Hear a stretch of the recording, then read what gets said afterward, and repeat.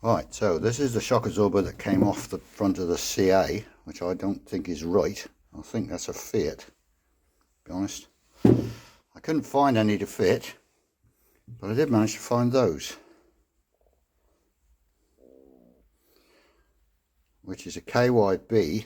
I'll give you the number of it in a minute. Shock absorber. They're all over the internet, but these are off Autodoc.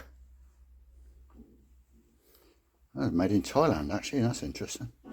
These are on Autodoc and about £19 something each, which is pretty cheap. And they seem, looking at the one we've almost got in the car,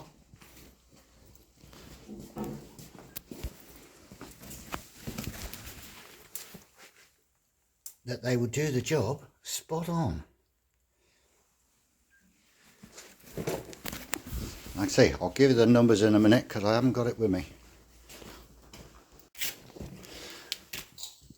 So after 4.5 hours, no, not really. That is that shock absorber on. It's a bit tight on the rubbers, but then that's good, isn't it? So that fits okay. Now we've got to do the next side. So that's the number of the shock absorber.